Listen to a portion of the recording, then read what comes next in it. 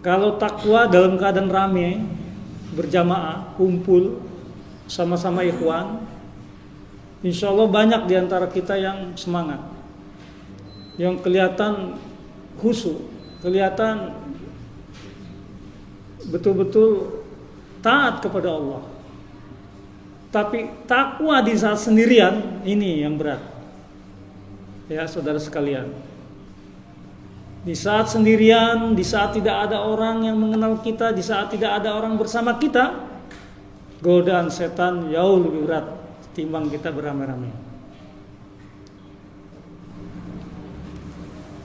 Banyak di antara kita yang gagal ketika takwa sendirian ini, ya, karena lemah dalam keimanannya sehingga jatuh pada kemaksiatan. Kami ingatkan saudara sekalian agar kita tetap bertahan dalam ketaatan dan tidak tergelincir pada kemaksiatan pada saat sendirian. Ketahuilah bahwa saat kita sendirian itu kita gambarkan sesungguhnya sebagaimana kita nanti dikubur. Di alam kubur pun kita sendirian, saudara sekalian. Kalau di saat sendirian kita tergelincir kepada maksiat, ini pertanda nanti di kubur kita sendirian pun akan dapat azab Allah. Jadi ingat-ingat itu. Kalau di saat sendirian kita terbujuk rayu setan sehingga kita melakukan dosa dan kemaksiatan, ingatlah bahwasanya para ulama memberikan nasihat, ya, sesungguhnya kondisi seperti itu adalah seperti kita dalam kubur sendirian juga. Kalau di dalam sendirian itu kita jaga ketaatan kita dan ketakwaan kita, maka insya Allah di dalam kubur ketika kita sendirian pun akan diselamatkan Allah Subhanahu wa taala.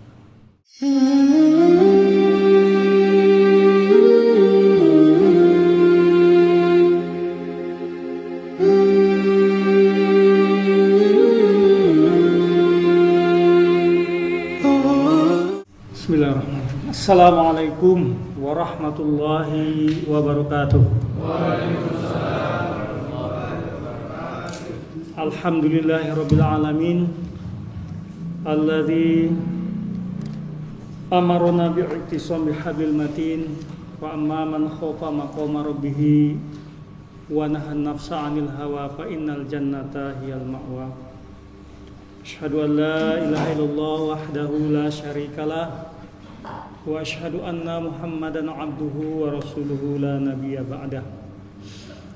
Qala Allah ta'ala fi kitabihil karim, a'udzu billahi minasyaitonir rajim. Ya ayyuhalladzina amanu taqullaha haqqa tuqatih wa la tamutunna illa wa antum muslimun. Wa qala Rasulullah sallallahu alaihi wasallam, ittaqillaha haitsu ma kunta wa atbi'is sayyi'atal hasanata tamhuha wa khaliqin nasa bi khuluqil hasan. Amsayna wa amsa mulku lillah la ilaha illallah wahdahu la syarikalah wa asyhadu anna Muhammadan abduhu wa rasuluhu.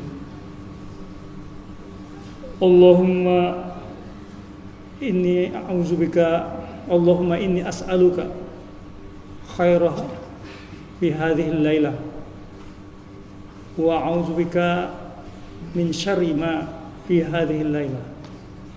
Allahumma inni a'udzubika minal kasli wa su'il kibar wa a'udzubika min azabin nari wa azabil qabr. Amma ba'du, ayyuhal hadirun, ikhwanu fid din rahimakumullah. Alhamdulillah, pada malam hari ini kita dapat melaksanakan bagian ibadah kita kepada Allah, ketaatan kita kepada Allah, kepada Rasulullah dan ulil amri kita. Meskipun pada saat ini khalifah kita dalam ujian, tapi karena kita adalah suatu sistem, maka kendati pun beliau dalam ujian dan halangan, maka bukti kita ini sebagai sistem, semua kegiatan kita tidak ada yang terhalangi dan tetap berjalan terus. Alhamdulillah, kita patut syukuri. Dan pada kesempatan ini saya pun diberi tugas, diamanahkan oleh Rois Tarbiyah wa Ta'lim untuk mendapatkan tugas menyampaikan materi dalam kesempatan Mabit, Malam Bina Iman Taqwa. Ya, tentunya karena ini Malam Bina Iman Taqwa, maka materinya ya berkisar dalam bagaimana kita meningkatkan iman dan takwa kita kepada Allah Subhanahu wa taala. Hadirin yang dirahmati Allah Subhanahu wa taala, bahwasanya tidak pernah berhenti Rasulullah sallallahu alaihi wasallam dalam kesempatan bermajlis, ya, senantiasa ada pesan-pesan takwa. Ittaqullah, ya. Itu suatu pesan yang tidak pernah dilupakan, selalu disampaikan. Ini menunjukkan betapa pentingnya takwa itu untuk selalu kita jaga dan kita tingkatkan. Sehingga selalu disampaikan ittaqullaha haqqa tuqatih, bertakwalah kalian kepada Allah dengan sebenar-benarnya takwa.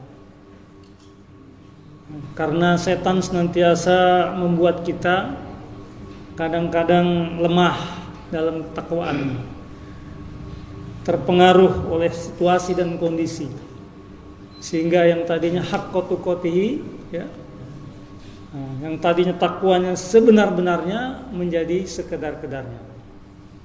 Nah, ini kenapa selalu diwasiatkan.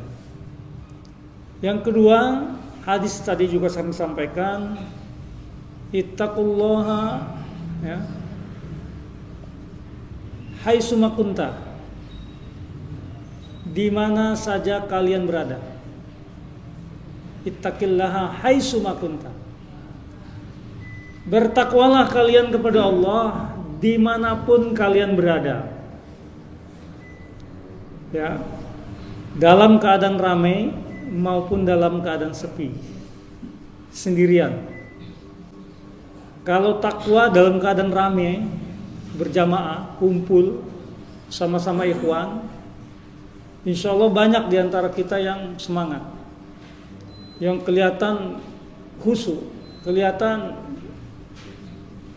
betul-betul taat kepada Allah. Tapi takwa di saat sendirian, ini yang berat, ya saudara sekalian. Di saat sendirian, di saat tidak ada orang yang mengenal kita, di saat tidak ada orang bersama kita, godaan setan jauh lebih berat timbang kita beramai-ramai. Banyak di antara kita yang gagal ketika takwa sendirian ini, ya, karena lemah dalam keimanannya sehingga jatuh pada kemaksiatan. Kami ingatkan saudara sekalian agar kita tetap bertahan dalam ketaatan dan tidak tergelincir pada kemaksiatan pada saat sendirian. Ketahuilah bahwa saat kita sendirian itu kita gambarkan sesungguhnya sebagaimana kita nanti dikubur. Di alam kubur pun kita sendirian, saudara sekalian.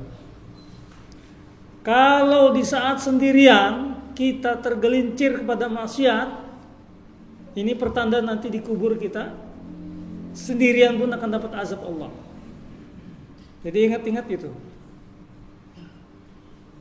Kalau di saat sendirian kita terbujuk rayu setan sehingga kita melakukan dosa dan kemaksiatan, ingatlah bahwasanya para ulama memberikan nasihat, ya, sesungguhnya kondisi seperti itu adalah seperti kita dalam kubur sendirian juga. Kalau di dalam sendirian itu kita jaga ketaatan kita dan ketakwaan kita, maka insya Allah di dalam kubur ketika kita sendirian pun akan diselamatkan Allah Subhanahu wa taala.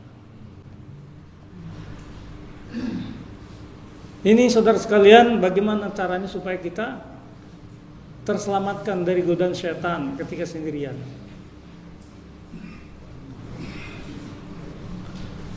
Hadirin yang dirahmati Allah Subhanahu wa taala, di masa-masa sekarang ini kita banyak mendapatkan ujian-ujian dari Allah Subhanahu wa taala. Baik itu ujian pribadi, keluarga maupun jamiah. Yang hakikatnya ujian-ujian itu insya Allah punya maksud yang baik.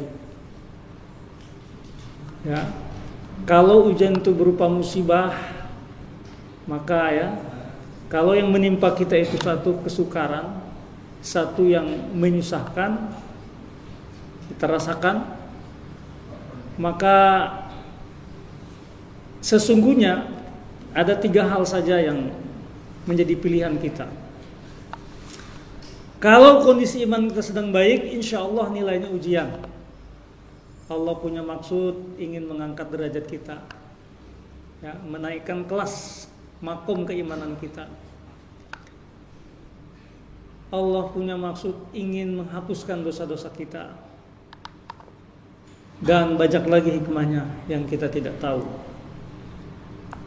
Tapi kalau kita mendapatkan satu musibah, kesulitan, ya, mendapatkan musibah satu yang tidak kita harapkan, bisa jadi ini adalah teguran. Kalau kondisi kita banyak melakukan kesalahan, ya, dan teguran ini, saudara sekalian, pertanda itu Allah sayang kepada kita. Ya.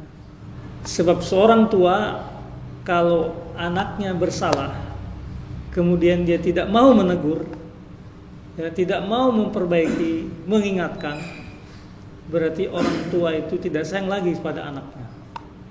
Begitu juga Allah Subhanahu wa taala, kalau kita salah dan kita dibiarkan, ya, bahkan diberikan kesenangan, ya, kemudahan hidup, maka itu bukan tanda Allah sayang sama kita. Justru itu yang disebut dengan istidrak. Allah murka kepada kita. Allah menunda azab untuk kita. Maka kalau kita hari ini mendapatkan suatu musibah yang kita rasakan, kita yakin husnuzon kepada Allah, tanda Allah sayang kepada kita, dan kita disuruh untuk bermuhasabah, ya, untuk introspeksi. Mungkin ada kesalahan-kesalahan yang kita lakukan, dosa-dosa yang kita masih belum tinggalkan, kemaksiatan yang masih kita belum hilangkan, baik dalam skala pribadi, keluarga maupun jamiah.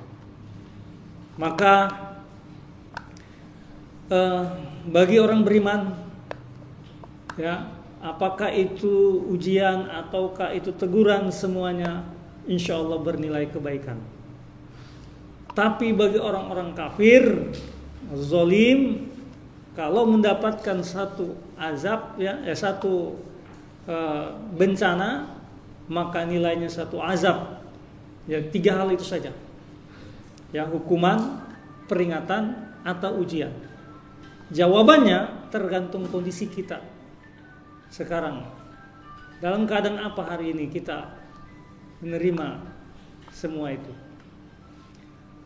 Hadirin yang dirahmati Allah Subhanahu wa taala, kalau kita ambil sekarang ini adalah satu teguran mungkin pada kita, maka hadirinukumullah, kita perlu banyak muhasabah, introspeksi. Ya, hasibu anfusakum qabla an tuhasabu. Hisablah diri kalian sebelum kalian dihisab.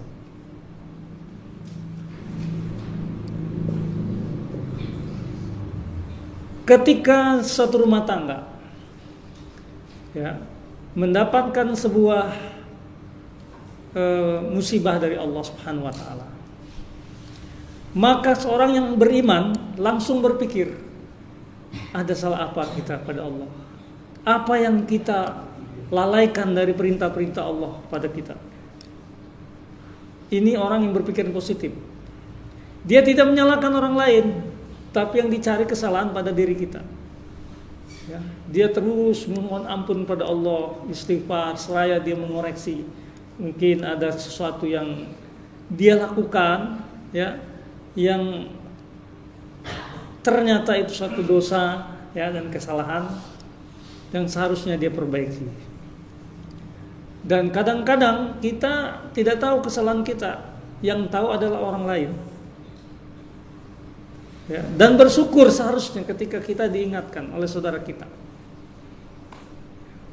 Maka inilah nilai muhasabah adalah sesuatu bagaimana merubah sesuatu yang tidak baik menjadi lebih baik. Ya ayyuhalladzina amanu taqullaha wal tanzur nafsum ma qaddamat lighad wattaqullaha innallaha khabirum bima ta'malun. Wahai orang-orang beriman, bertakwalah kalian kepada Allah dan hendaklah setiap diri memperhatikan apa yang telah diperbuat untuk hari esok. Bertakwalah kalian kepada Allah. Sesungguhnya Allah mengetahui, khabirum bima ta'malun, mengetahui apa yang kalian telah perbuat. Saudaraku yang dirahmati Allah Subhanahu wa taala, di dalam persoalan perbaikan dalam satu rumah tangga misalnya, ya, maka apa yang harus dilakukan? Siapa yang harus melakukan pertama kali? Ya, untuk perbaikan satu rumah tangga yang mungkin rumah tangga itu banyak melakukan kelalaian, melakukan dosa dan kemaksiatan, maka yang harus melakukan awal dari suatu perbaikan adalah orang tua dulu. Karena orang tua itu adalah menjadi figur bagi anak-anak, ya. Menjadi anaknya soleh, misalnya kita mendidik anaknya soleh, maka yang harus soleh orang tua dulu, ya. Ketika orang tuanya melakukan kesalahan, maka jangan menyesal nanti anaknya itu pun akan ikut menjadi salah. Nah, begitu juga insya Allah. Ya, di dalam diri kita juga sama. Diri kita ini ada komandannya, yaitu hati kita. Kata Rasulullah, ya, ala inna fi jasad mudghah. Ketahui dari dalam diri kalian jasad kalian itu ada segumpal daging. Fa idza salahat salahat jasadikullu.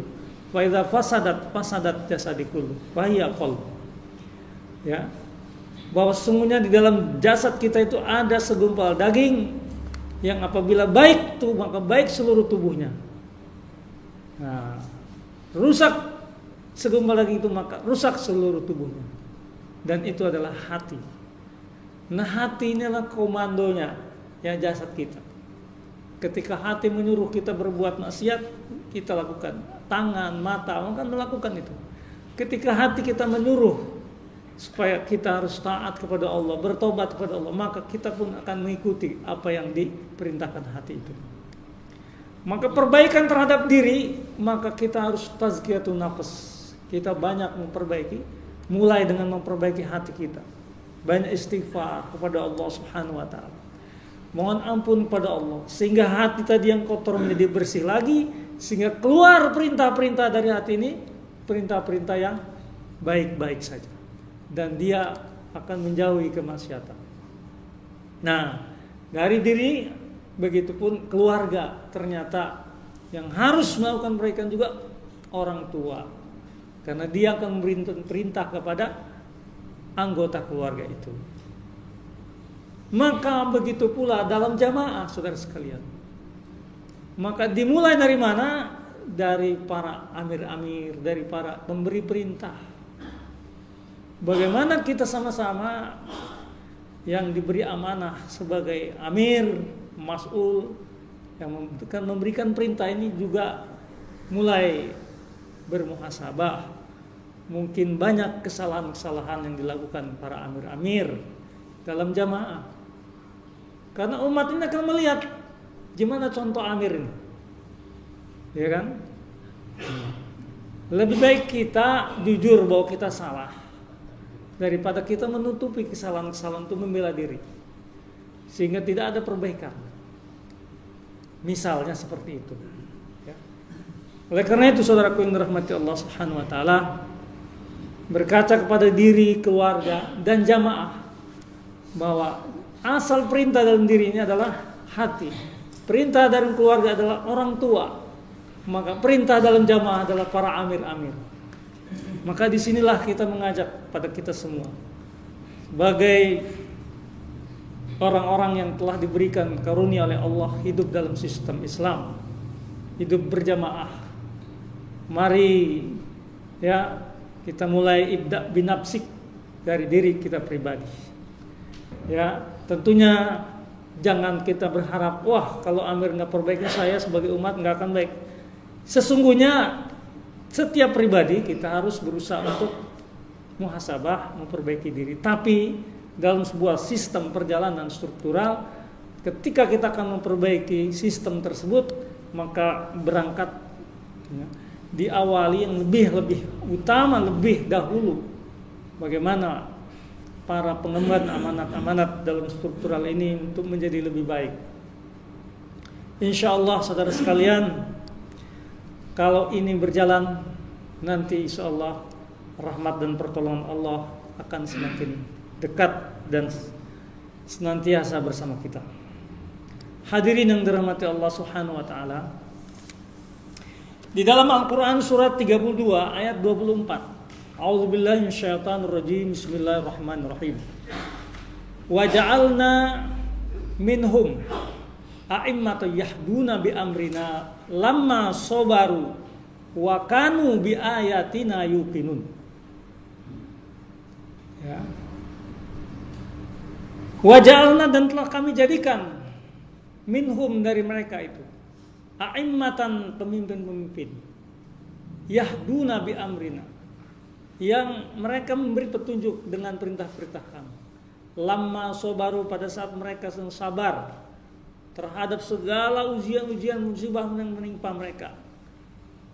Wa kanu, dan adalah mereka bi ayatina yuqinun, dengan ayat-ayat kami mereka yakin, seyakin-yakinnya.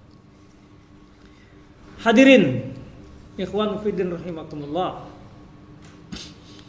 ada dua hal yang kita lihat di sini, bahwasanya dalam ayat ini surat 32 ayat 34, Allah Subhanahu wa taala menjadikan pemimpin-pemimpin ya, yang menyeru kepada keselamatan dunia akhirat itu mempunyai satu ciri, adalah yahdu nabi amrina. Mereka membimbing umat itu dengan amrina, perintah-perintah Allah Subhanahu wa taala. Ini lawan daripada pemimpin-pemimpin di jalan kesesatan, di jalan syaitan. Kalau ada sabilillah, maka lawannya sabili syaitan. Tentu dia yahduna laisa min amrina. Dia memimpin itu tidak dengan perintah-perintah Allah, tidak bersumberkan kepada ajaran Allah Subhanahu wa taala. Dan ketika orang-orang itu dipimpin dengan amrina, dengan perintah-perintah Allah, insya Allah mereka nanti akan senantiasa sabar ya, dan yakin terhadap ayat-ayat Allah. Lamma sabaru wa kanu bi ayatina yuqinun. Nah, saudaraku yang dirahmati Allah Subhanahu wa taala, ada kata sabar dan ada kata yakin di situ. Nah, dua hal ini kalau kita lihat, saudara sekalian, adalah sebuah senjata untuk menghadapi dua musuh dalam perjuangan kaum muslimin. Kesabaran itu adalah obat atau senjata untuk menghadapi fitnah-fitnah syahwat. Dan keyakinan itu adalah satu obat, satu senjata untuk kita menghadapi fitnah-fitnah subhat. Sekarang ini kaum muslimin rahimakumullah, ikhwan fiddin rahimakumullah, ya, musuh-musuh Islam menyebarkan virus-virus subhat itu dalam kehidupan kaum muslimin. Contoh saja secara eksternal, ya. Kalau kita insya Allah selamat dari syubhat ini. Ditebarkanlah paham-paham bagaimana sesungguhnya yang namanya Islam itu harus menegakkan negara Islam. Nah, itu kan. Bahwa Mekah Madinah itu adalah prototipe awal terbentuknya sebuah negara. Nah, ini fitnah syubhat. Ya. Sehingga akhirnya yang terjadi hari ini kaum muslimin terkotak-kotak dengan bentuk nasionalisme. Dan ini sudah diyakini seluruh umat Islam kebanyakan. Dan merasa benar bahwa kita harus punya negara, ya, negara ini, negara A, B, C dan sebagainya. Sehingga jadilah Islam itu sebagai nation, ya, yang tadinya rahmatan lil alamin, rahmatan lil nasional. Nah, ini fitnah subhan. Nah, mudah-mudahan kita yang sudah meyakini kekhilafan selamat dari fitnah ini. Ya. Kemudian ditebarkan lagi bahwasanya khilafah itu, saudara sekalian, harus punya kekuasaan. Kalau nggak ada kekuasaan itu nggak sah sebagai khalifah, sebagai khilafah. Ini juga fitnah subhat. Ya, bagaimana cara mengatasi fitnah subhatnya? Kita harus cek referensi dalil-dalilnya, saudara sekalian. Ada enggak, ya, yang mensyaratkan dalam Quran dan Sunnah bahwasanya, ya kan, setegaknya seorang ulil amri minkum. Kan orang berkhilafah itu dengan dasar ati Allah atau Rasul ulil amri minkum. Nah, ini pernah terjadi nih, Ustadz Abu Bakar Ba'asyir dengan Ustadz Khalifah kita. Beliau cerita sendiri dengan kita waktu itu. Satu malam debat tentang khilafah di hadapan murid-murid Ustadz Abu Bakar Ba'asyir. Enggak ketemu juga ujung-ujungnya. Habis sholat subuh, oleh kita bertanya, ya udah, kita udah debat semalam ini nggak beres-beres nih. Sekarang kata Ustadz Khalifah kita, ya ayyuhalladzina amanu atiullaha wa atiur rasula wa ulil amri minkum. Antum syaratkan adanya kekuasaan, kedaulatan, maka ayat ini harus ditambah indakal wilayah, daulata wal wilayah. Taatlah kepada Allah, pada Rasul dan ulil amri minkum jika kamu punya kedaulatan dan wilayah. Tolong mana ayat-ayatnya, mana hadisnya? Kata Khalifah begitu, tanya sama Ustadz Abu. Waktu awal-awal dulu tahun 2000. Bengong Ustadz Abu Bakar Ba'asyir. Wah, nggak begitu menurut tafsir-tafsir. Nah, udah nggak ada ujungnya. Yang jelas, alhamdulillah Allah selamatkan Khalifah kita dari fitnah subhat ini. Sehingga yakin betul bahwa beruli amri minkum menurut satu kewajiban yang nanti kita bertanggungjawab kepada Allah, tanpa harus pakai syarat-syarat yang kita bikin-bikin. Syaratnya kan cuma ada satu. Ya, minal ladzina amanu, pemimpin orang-orang beriman, kemudian fa in tanazatum fi syai'in, itu syaratnya. Farduhu ilallahi wa rasul. Ya, kalau ada masalah maka rujuklah kepada Allah, Al-Qur'an, wa rasul dan rasulnya. Jadi syarat yang pertama seorang ulil amri minkum itu dia harus betul-betul beriman kepada Allah dengan benar. Ya kan? Kemudian dia menjadikan Al-Quran Sunnah sebagai sumber dari sumber aturan dalam dia memimpin. Nah, umat yang dipimpinnya. Ini syaratnya. In kuntum tu'minuna billahi wal yaumil akhir. Jika kalian betul-betul beriman pada Allah dan hari akhir. Zalika khairu wa ahsanu ta'wila. Yang demikian itu, kata Allah, lebih utama dan akan baik akibatnya. Nah, saudara sekalian, kalau kita sudah terhindar daripada fitnah subhat ini, maka yakinilah, ketika kita melaksanakan ayat ini ada janji Allah di situ. Khairu ahsanu ta'wila, akibatnya akan baik. Artinya mafhum halafahnya, kalau kita enggak taat pada Allah Rasulul amri minkum, Ya, taat Allah Rasul sajalah, ulil amri nggak akan baik hasilnya. Ya, terjadilah fitnah wa fasadun kabir. Ini fitnah subhat. Ya. Apalagi sekarang ini, Masya Allah sekalian. Ya, sengaja sudah dibayar orang-orang untuk menyebar subhat. Ya, dengan sebutan buzzer itu. Miliaran, triliunan itu. Ya, mereka sebarkan paham-paham. Contohnya lagi sekarang nih, ada namanya ini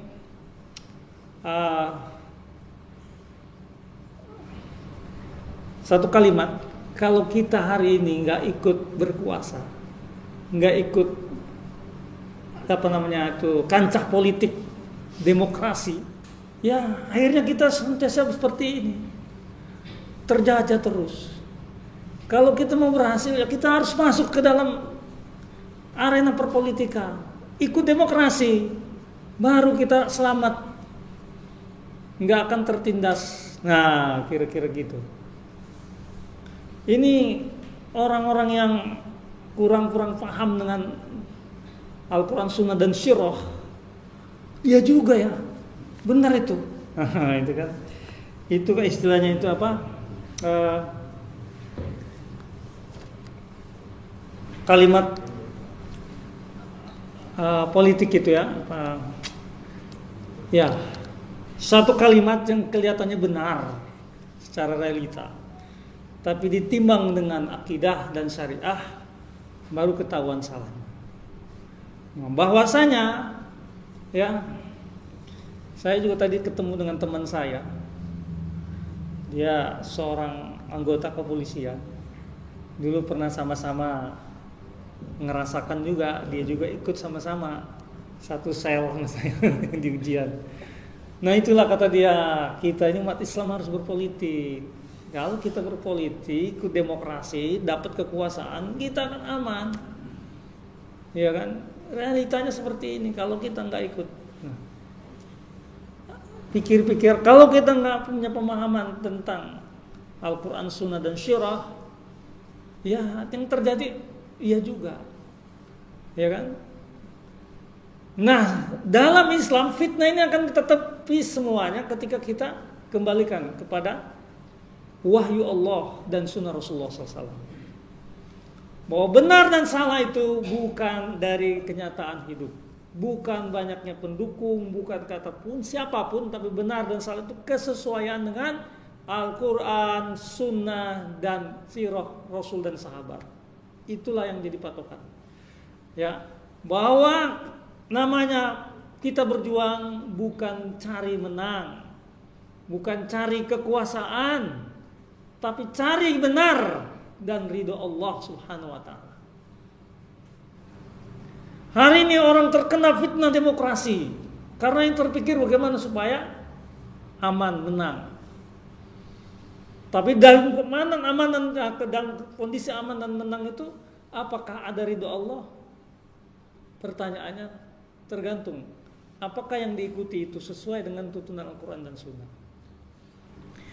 Saudaraku yang dirahmati Allah Subhanahu wa taala, sekali lagi untuk menghalau, menyingkirkan fitnah-fitnah syubhat ini, maka keyakinan kita, ya, pengetahuan kita tentang bagaimana referensi Al-Quran dan Sunnah dan ilmu tentang sirah-sirah Rasulullah SAW itu memang harus kita miliki.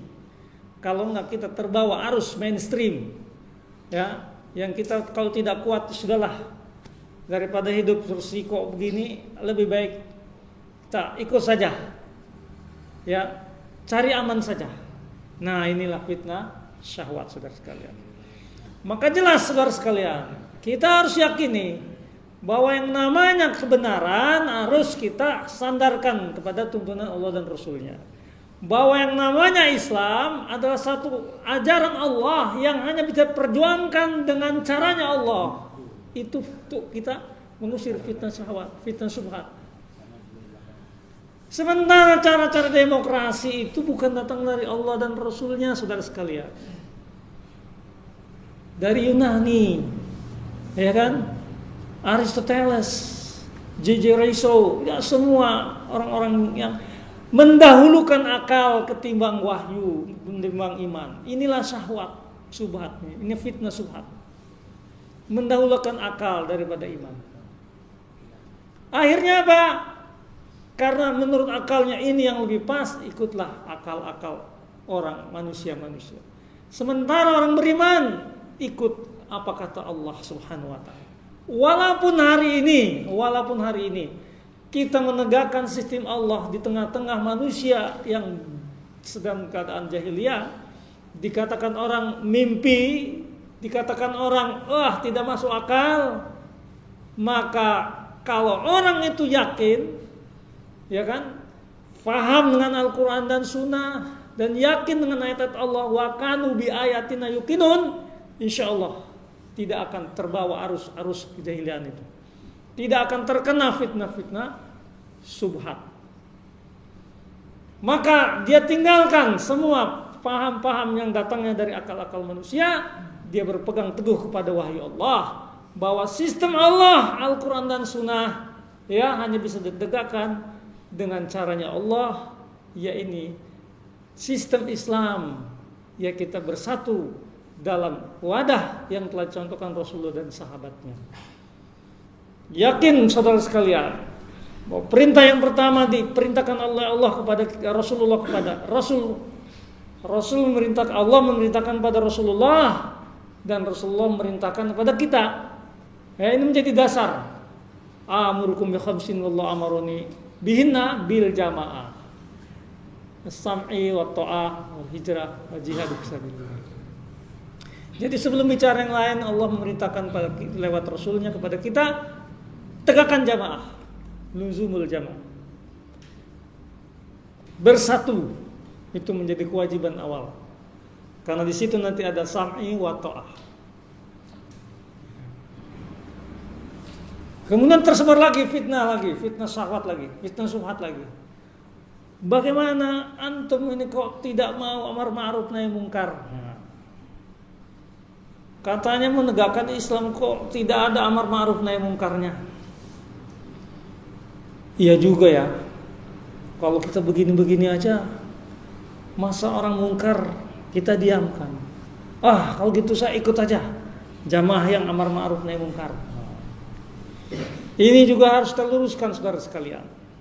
Ya, bahwasanya saudara sekalian yang rahmati Allah Subhanahu wa taala, ya, kemungkaran terbesar itulah perpecahan yang disebutkan oleh Allah dalam Al-Quran, ya kan, wala takunu minal musyrikin. Janganlah kalian menjadi orang-orang yang musyrik. Minal ladzina faraqu dinahum wa kanu syi'a. Kullu hizbin bima ladaihim farihun. Jangan terjadi kezoliman, kemungkaran terbesar adalah perpecahan, yang itu dihukumi adalah kesyirikan. Ya kan, wala takunu minal musyrikin. Inna syirka la zulmun azim. Sesungguhnya syirik itu kezoliman yang besar.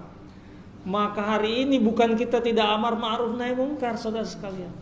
Begitu kita mengajak orang meninggalkan perpecahan, kembali kepada persatuan, kita berjamaah. Sesungguhnya kita telah melaksanakan, ya, amar ma'ruf, mengajak orang kepada kebaikan, dan meninggalkan kemungkaran yang paling besar, yaitu perpecahan. Yang kedua, ya, di situ wal takum minkum ummatu yad'una ilal khair ya'muruna bil ma'ruf wa yanhauna 'anil munkar. Kalau kita mau kaji ayat itu, dakwah amar ma'ruf nahi munkar, ayatnya ini kan tidak sendiri 304, tapi diawali dengan 303 dulu. Wa'tasimu bihablillahi jami'an. Baru, ya, wal takum minkum ummatu yad'una ilal khair wa ya'muruna bil ma'ruf wa yanhauna 'anil munkar. Jadi kita lompat kepada ayat 104, ayat 103-nya belum melaksanakan. Nah, ini juga terjadi fitnah subhat juga. Saudaraku yang dirahmati Allah Subhanahu wa taala, barangkali ini sebagai satu gambaran secara eksternal bagaimana musuh-musuh Islam menebarkan fitnah-fitnah subhat kepada kaum muslimin. Namun secara internal jamaah, nah ini perlu kita bahas. Tentu introspeksi juga buat kita ini. ketika terjadi ujian kemarin, ada satu istilah jihad pribadi yang kita lakukan. Ini saya jadi nggak habis pikir bagaimana ini. Ini sepertinya jadi subhat bagi saya nih. Ya kan? Nah, setelah saya pelajari, ternyata kalau kita mengambil surah jihad yang dilakukan Rasulullah, itu ada pada Abu Jandal dan Abu Basir. Dia melakukan tindakan pribadi yang Rasulullah nggak tanggung jawab. Dia pribadi sendiri, nggak ada yang merintahin. Itu terjadinya setelah ada perjanjian Hudaybiyah. Maka kalau hari ini saya mikir ini menjadi bahan muhasabah. Kita melakukan satu tindakan pribadi, tetap akan ada pertanggungjawaban dalam jamaah ini. Gak bisa kita melepaskan. Karena Anda siapa? Anda dari mana? Gak akan bisa ngelak. Maka oleh karena itulah, mari kita tetap laksanakan. Innallaha yuhibbul ladzina yuqatiluna fi sabilihi shaffan ka'annahum bunyanun marsus. Sesungguhnya Allah mencintai orang-orang yang berjuang di jalan Allah itu dengan shaffan, berbaris. Berbaris itu kan nggak ada yang namanya baris, nggak ada pemimpin kan? Kalau baris nggak ada pemimpinnya, acak-acakan barisan itu. Nah, baris yang benar, jadi seperti bangunan yang kokoh, rapi, ya, solid. Ka'annahum bunyanun marsus. Nah, saudara yang dirahmati Allah Subhanahu wa taala, ada lagi fitnah subhat juga yang terdengar dalam jamaah ini. Kalau urusan sholat jamaah itu urusan pribadi-pribadi, urusan amal-amal ritual itu pribadi-pribadi. Akhirnya banyak orang termakan fitnah subhat ini, akhirnya malas sholat berjamaah karena urusan pribadi katanya. Ini juga bahan muhasabah, saudara sekalian. Ya, memang benar itu, saudara sekalian, amalan ritual sehari-hari itu pribadi. Tapi kalau namanya sholat berjamaah, yang saya pahami, hadisnya banyak, ancamannya banyak gitu. Maka bagaimana kita akan berjamaah secara di luar sholat dengan baik kalau jamaah ketika sholat itu tidak tegak gitu kan? As-sholatu imaduddin. Sholat itulah tiangnya din. Faman aqomaha faqad aqomaddin. Kalau tegak sholatnya maka tegak din itu. Nah, kalau tegak sholat kita nggak nyontor Rasulullah, ya masing-masing kita masih senang sholat wajib di rumah misalnya, ya tidak aqomaha ini, tidak aqomaddin. Faman aqomaha faqad aqomaddin. Jadi menegakkan din itu ternyata dimulai dengan menegakkan sholat dulu.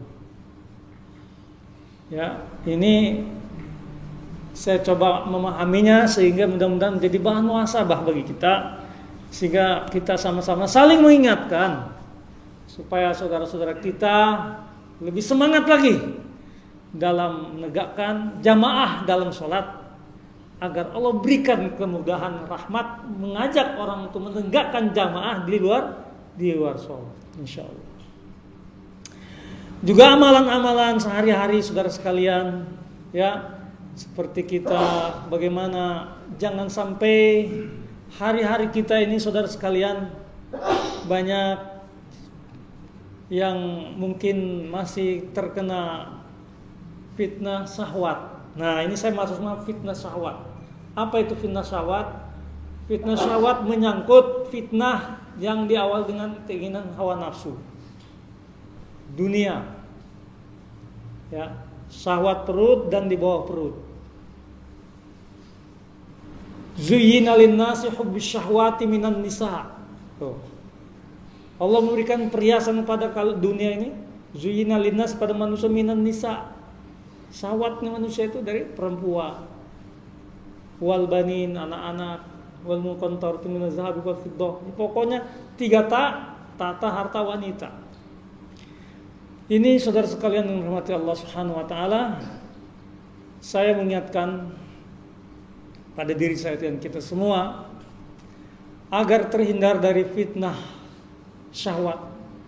Marilah kita jangan berikan ruang setan dalam hati kita ini, yang kosong, sehingga dia masuk menggoda kita, munculkan bisikan-bisikan syahwat. Contoh misalnya, kalau kita naik mobil, jadi supir, ini contoh, ya kan? Supaya enak perjalanan, setel musik.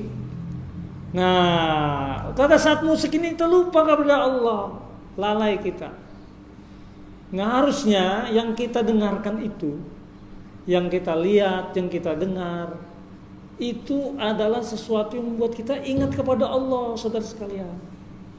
Jadi tidak ada ruang waktu yang kita berikan setan untuk masuk, membuat kita lalai. Ini saya perhatikan ketika kita ada kosongnya, disitulah kita akan mudah berbuat maksiat.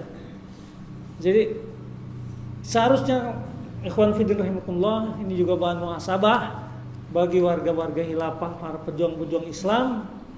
Sudah saatnya kita meninggalkan sesuatu yang melalaikan kita. Ya, kalau kita memang misalnya naik motor, daripada dengar musik, dengar ceramah, dengar murattal, insya Allah selalu ingat Allah jadi. Ya. Nah, jadi kita ini banyak sekarang ini jarum-jarum syahwat ya lewat media. Apalagi ini kita punya HP ini, wah ini benar-benar ini senjata-senjatanya musuh-musuh Islam ini dengan menebarkan fitnah, syahwat dan subhat. Ya tadi saya indikan, kalau kita bertakwa rame-rame, orang nggak ada yang berani mau nonton ngelihat gambar-gambar yang nggak benar, malu dia. Tapi coba kalau sendirian, nah itulah makanya ittaqillaha haitsu ma kunta. Ingat tadi ya, ketika kita sendirian, ingat kita sedang dikubur. Nanti sendirian juga. Kalau saat sendirian kita berbuat maksiat, siap-siap. Enggak tobat kita, azab kubur nanti. Karena dikubur sendirian, juga ketika di dunia sendirian bermaksiat, maka hasilnya nanti azab.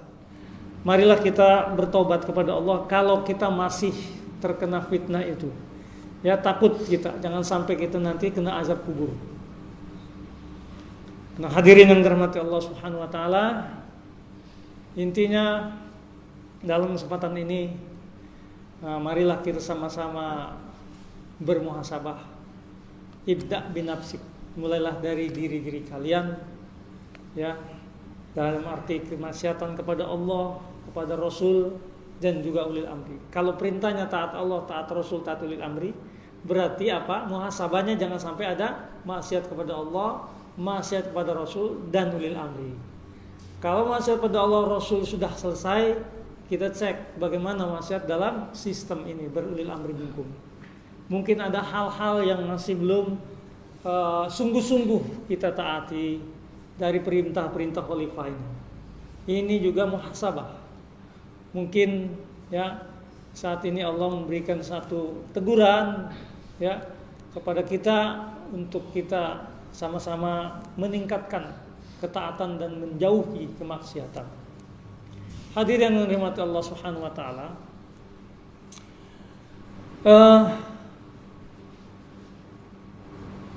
satu hal yang kami ingatkan bahwasanya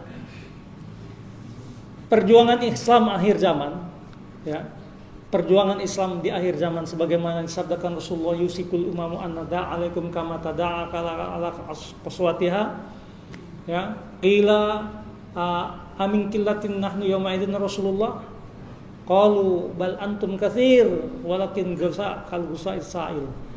Ini hadis sudah sama-sama kita pahami bahwa kondisinya sudah sekarang terjadi, bahwa akan datang suatu saat umat Islam itu seperti hidangan di meja makan yang akan diperebutkan oleh orang-orang yang di sekitar itu.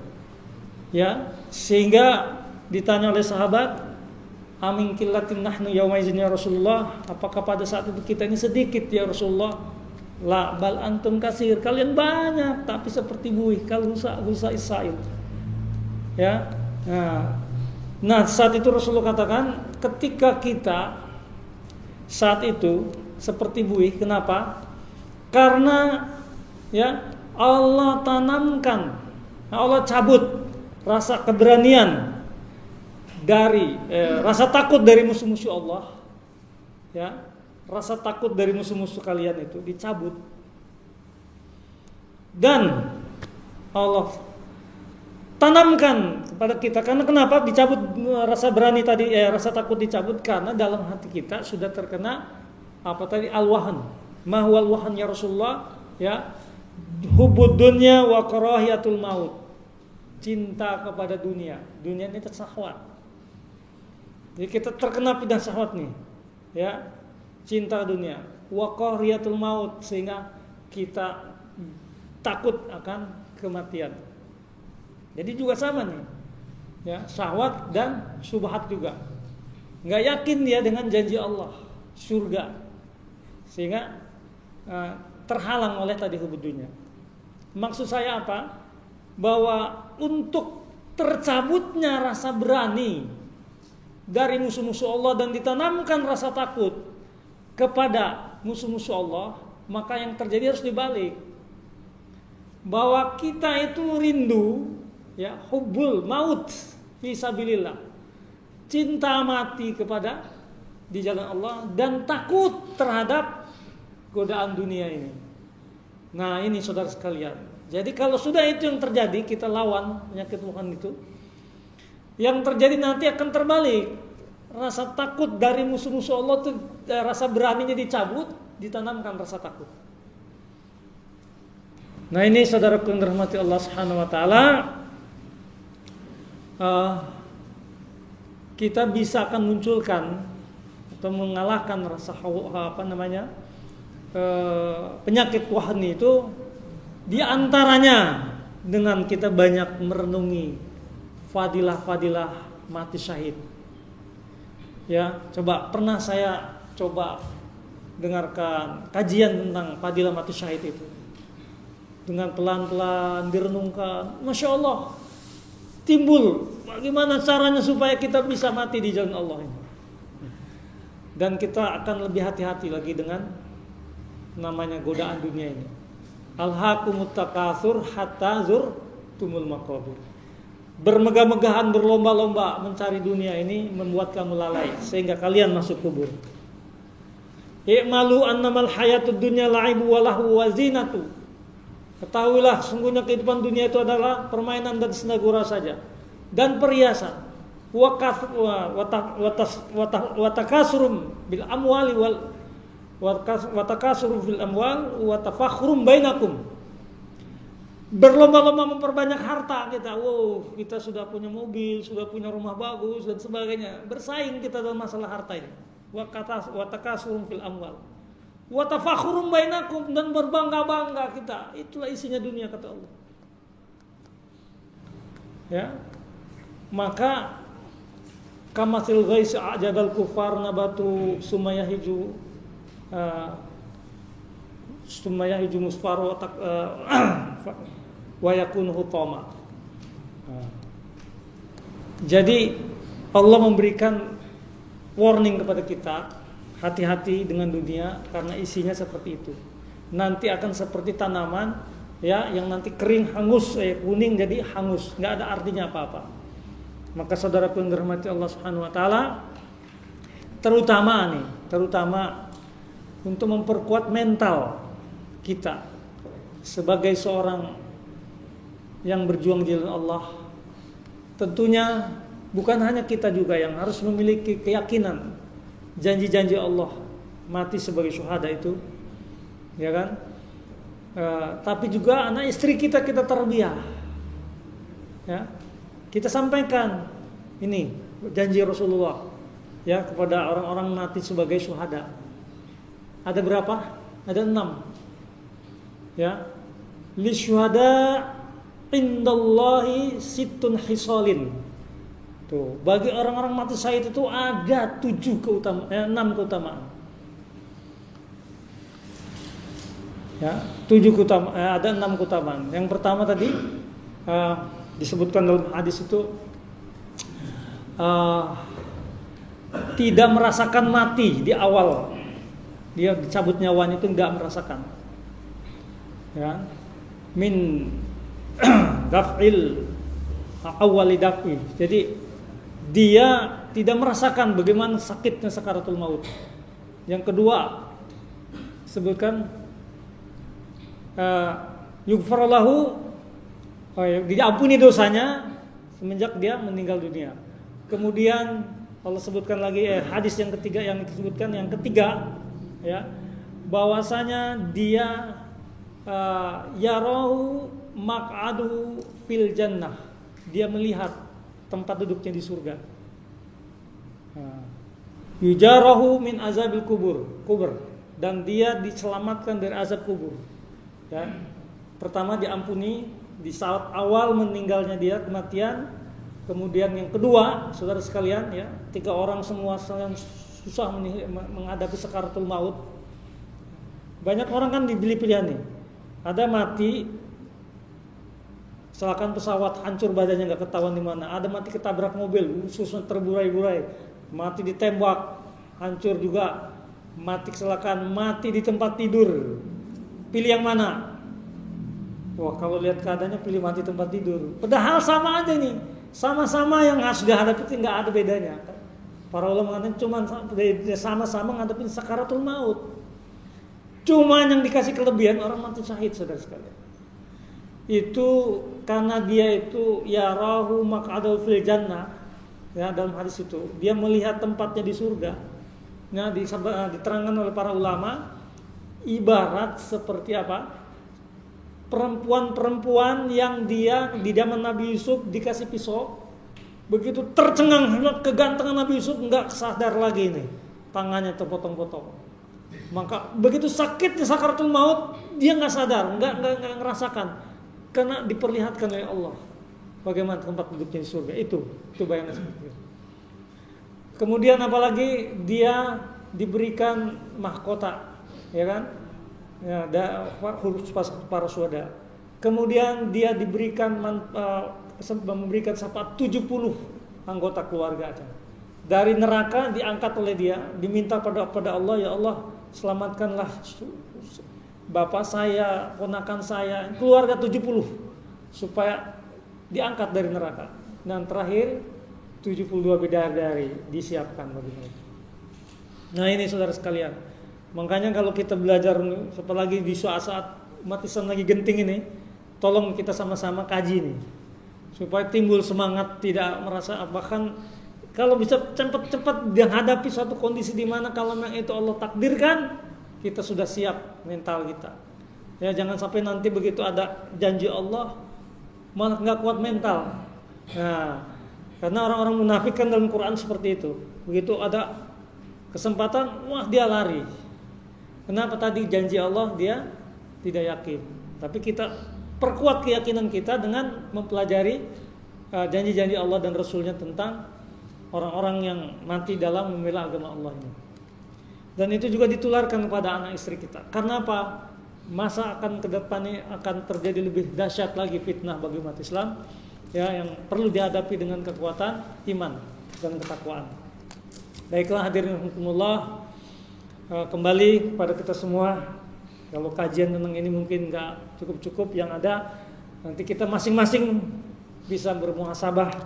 Yang intinya hadirin rahimakumullah, saya mengajak kepada kita semua bil khusus dalam keadaan seperti ini, ya kan, yang mana kita semua punya senjata yang Allah berikan untuk kita, yaitu ad-du'a silahul mu'minin. Doa adalah senjatanya orang beriman, ya kan? Maka kalau hari ini situasi dan kondisi yang kita hadapi, ya, tank wajah dan sebagainya, ya, kondisi hari ini sebenarnya senjata yang perlu kita lakukan adalah banyak kita berdoa kepada Allah Subhanahu Wa Taala. Dan waktu yang paling tepat, ya kan, yang dimana Allah yang kita mintakan doanya ini, ya, kita doa kepada Allah itu paling dekat itu adalah di akhir malam.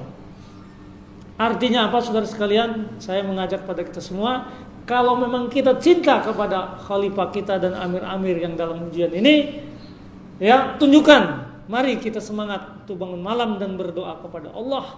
Kita gunakan senjata kita mohon kepada Allah Subhanahu Wa Taala Karena 2/3 malam Allah sang pencipta yang mengabulkan doa turun ke langit dunia. Yanzilu Rabbuna. Dia turun mengontrol mana hamba-hambaku yang bangun malam, yang berdoa akan aku penuhi permintaannya, yang bertobat aku ampuni dosa-dosanya. Itu adanya 2/3 malam. Dan tentu ada juga waktu-waktu lain antara sholat azan dan qomat pada saat sujud. Tapi saudara sekalian, tidak ada yang lebih khusyuk ya kita lakukan kalau tidak lebih tepat pada saat kita sholat qiyamul lail. Nah inilah pesan terakhir, dan insyaallah hadirin kumullah, mudah-mudahan kalau kita senantiasa berusaha muhasabah dengan banyak istighfar ya.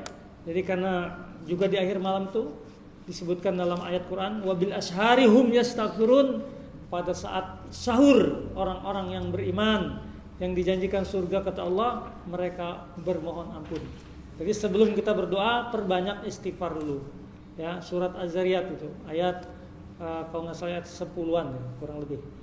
Jadi banyak istighfar dan kita mendoakan Amirul Mukminin kita, ya Allahumma ansurna mansuril Amirul Mukminina Khalifah Abdul Qadir Hasan Barojah wa amiril fi khilafatul muslimin wal mu'minina wal mujahidina fi kulli makan wa fi kulli zaman minal qaumiz zalimin wa minal qaumil kafirin. Demikian lebih dan kurangnya kami mohon maaf. Andai kata ada kesalahan, itulah dari saya sendiri dan pada Allah mohon ampun, pada antum sekalian mohon maaf. Billahi taufiq wal hidayah wal inayah, nasrun minallahi wa fathun qarib. Assalamualaikum warahmatullahi wabarakatuh.